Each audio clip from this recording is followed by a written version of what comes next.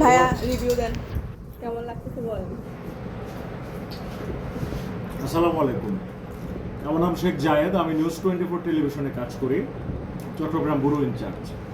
ঈদের একটা কাজে এসেছি, এই নাজমা আক্তার রেশমির পালঙ্কি কন্যা যেটি আছে এখানে,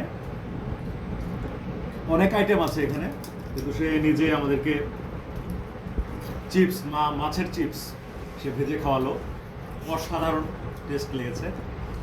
এবং মানে আপনি না বললে বোঝার উপায় আসলে নেই যে মাছ খাচ্ছি, কারণ চিপসের স্বাদ তো চিপসের মতোই থাকার কথা, সেরকমই আছে। যাদের বাচ্চারা আর কি খুব চিপস খেতে পছন্দ করে, ভাত খেতে চায় না বা অন্য কিছু খাওয়াতে পারছেন না, এই চিপস ভেজে খাওয়াতে পারেন। ওই কারণ ভাত আর আলু তো একই জিনিস, সেটি না খেয়ে যদি মাছ খায়, এই মজার ছলে খেতে খেতে সে প্রোটিন পেল আর কি।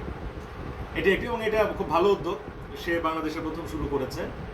এছাড়া এর আগে রেশমি হচ্ছে এখানে মালা চাও, তারপরে শুটকির গুঁড়ো, 2 ধরনের শুটকির গুঁড়ো, চিংড়ি আর একটা হচ্ছে মলা, না মলা যেটাকে হচ্ছে সমুদ্রের কি বলে এটাকে, অলুয়া মাছ।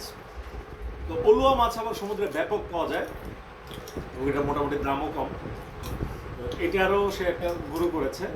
অর্থাৎ আপনারা হচ্ছে এই যে শুটকি, শুধু শুটকি মাছ, শুটকি দিয়ে ভর্তা খেলাম, বা শুটকির নানা রেসিপি, এবং শুটকির ভর্তা ঝাল না হলে ভাল লাগে না, এই যে এরকম কিছু আছে, এর বাইরেও যে প্রোটিনকে অন্যভাবে সবার সামনে উপস্থাপন করা যায়, সেটির উদ্যোগ যে সে নিয়েছে, চমৎকার উদ্যোগ, আমার খুব ভালো লেগেছে।